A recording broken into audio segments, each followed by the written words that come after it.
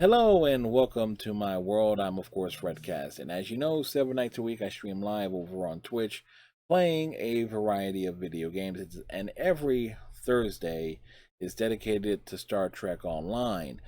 This year, Star Trek Online is has the developers announced their initiative for the Year of the Klingon. In terms of a lot of story content, missions, cosmetic upgrades, and things of that nature, it's going to be focusing on what could be argued as the most neglected faction in all of Star Trek Online, in terms, particularly when you realize that initially the Klingon Defense Force was nothing more than a PvP faction that had very little original content at the time Star Trek Online launched. Any story content that it actually ended up receiving was as part of the initial experimental weekly episode releases, like the Davidian story arc, the Ramen the Mystery story arc, and the Fairy story arcs. That those were released over the course of 5 individual weeks, way back when. I think it was like 2011, 2012. Those started rolling out. The Klingon Empire really didn't get much in the way of story until I think when Michael Dorn came on board to reprise the role of Worf. I mean, heck, their initial hub for new players, and it's like their equivalent of Earth space dock was basically just the Great Hall with different rooms and things for players to visit, for like the shipyard, the vendors and everything was just all sprawled out in one building. And in fact, that original interior can still be seen in one of the uh, few unique Klingon only missions involving the Fakiri, when the Fakiri are formally introduced on the Klingon Defense Force side of the Star Trek Online story. They invade Kronos, and you get to run around in what was the original hub complex for KDF players. The two new missions this week definitely do a lot to show just how serious Cryptic Studios was with their mandate. That they're going to do a lot for the Klingons, and one thing that is definitely seen is with that many of the Klingon NPCs and the Klingons themselves that the players interact with got major reworks and designs in terms of how they look. uh Jim Pock has definitely have more of age battle warrior, has definitely has more of a unique look. Martok, who was introduced fairly recently, it was in the last couple of years during the latter stages of the when was Martok introduced? Was prior to the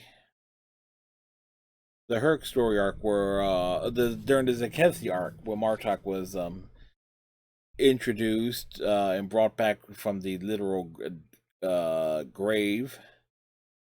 He has a brand new look.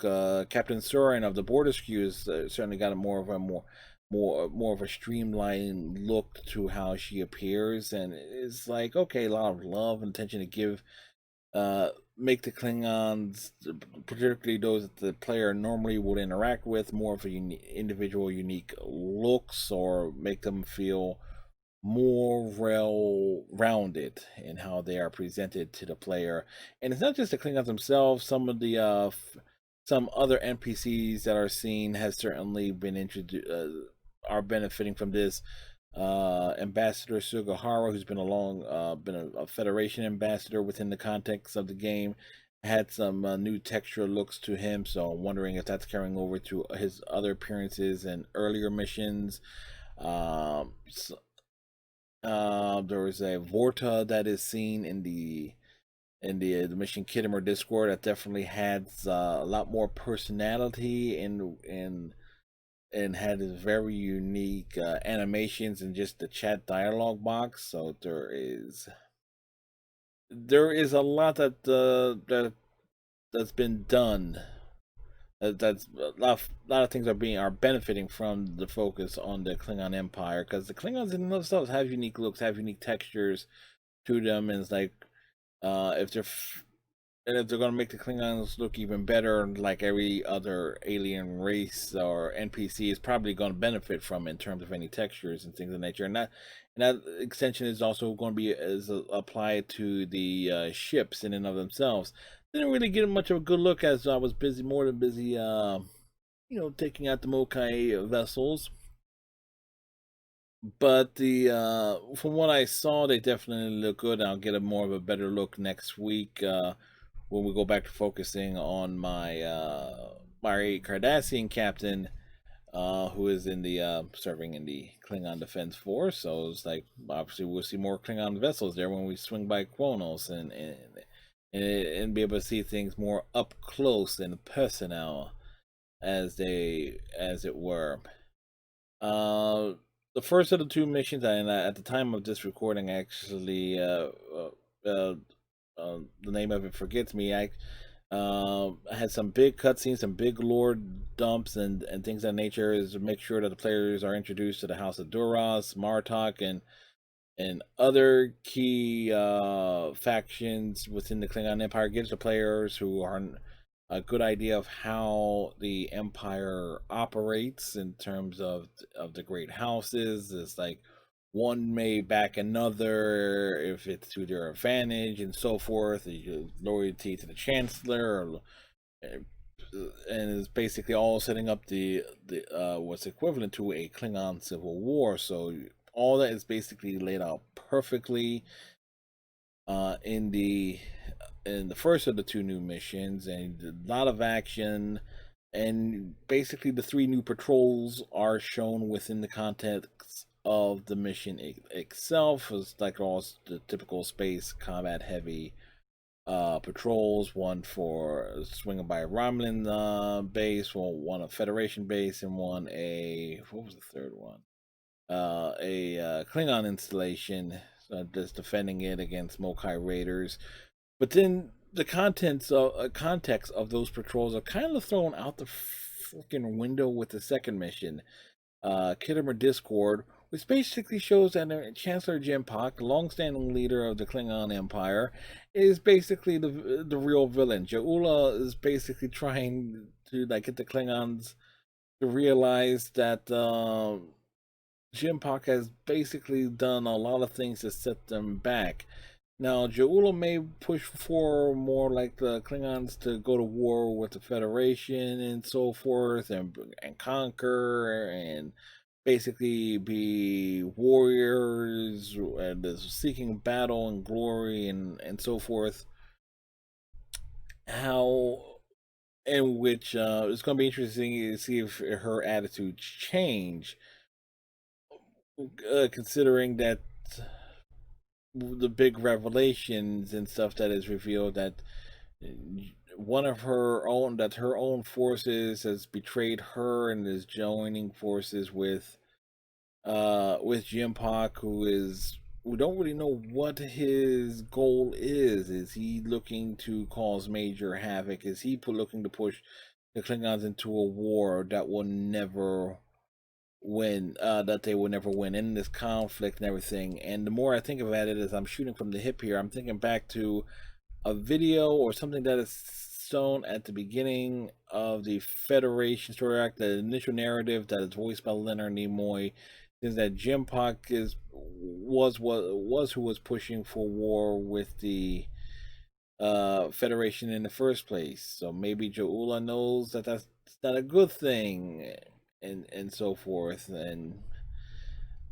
that the mycelial weapon that she was developing is basically Jimpak's ticket to internal glory, internal war, to make the Klingon strong in his view. So there's so much things there, but the big thing is, is Jimpak going to end up being replaced? And my guess is going to be yes, because one big thing that's pointed out, that Jula points out, that, and we as the players know, Jimpak killed Martok, and the only reason why Martok is alive is because the guys at the House of Torg took his body to the Briar Patch system and basically used the unique properties of the rings around the that one planet seen in Star Trek Insurrection to basically the Baku planet to basically revitalize Martok's body. That's the only reason why Martok is even around. So there is. So is Martok going to become the new chancellor? And that's just and if that's so, it's like how is that going to look in terms of the Great Hall on Kronos? Is because Jim Pocket is your point of contact for virtually every mission on the Klingon Defense Force side up to this point. It's like, unlike on the Federation side, where you would get mission assignments from other characters from the Federation, on the Klingon Defense Force side, damn near 95 to 99% of the time, the orders are coming from the Chancellor himself. So does this mean that the Klingon Defense Force is going to be the first faction within Star Trek Online to have a leadership change? That we will see someone deposed, removed from their spot at the head of the factions?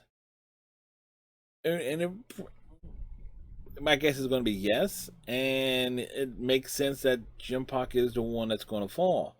Datan, as leader of the Romulan Republic, he has to kind of stay around because he's the big connection to Spock. Admiral Quinn on the Federation side, I could actually see that character being killed off at some point, or being replaced with another admiral. But Admiral Quinn typically stays at her space dock, so there is no. So it'll be interesting to see if that ever happens and who gets promoted into being the new Federation major point of contact. And but this also but the whole thing here, if Jim Pock is being replaced, is going to introduce a whole other conundrum. Is will they end up rewriting the entire tutorial and everything to match who is the current faction leader? Because one thing that Cryptic Studios is rather notorious for, at least with some members of the Stowe community, such as myself, is removing missions and elements and things of that nature to kind of keep things more in line with how the general presentation is. So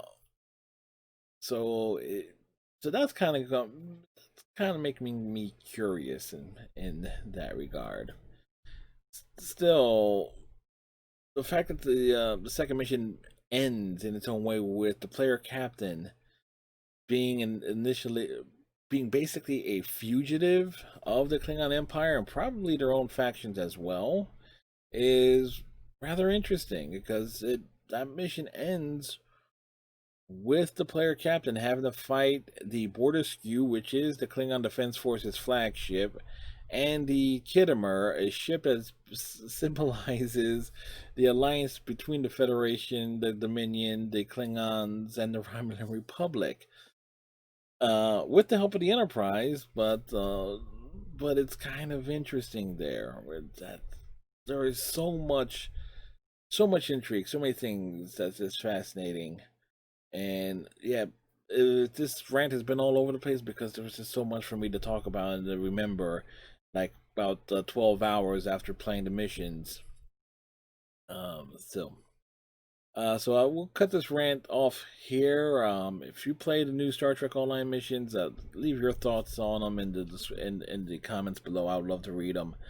As usual, I don't have a clue what the hell I'm talking about next week, and yes, I am fully aware at this that the green spots on my shirt here are rather transparent because of the green screen effects. But hell, if it's a running gag over on Fact Fiend, hell with it. We basically don't solder it all the way here to the end. So anyway, till next time, my friends, and you're my friends. Tighten your friendship bracelets, watch your hangdowns, and we'll talk to you next time. Bye.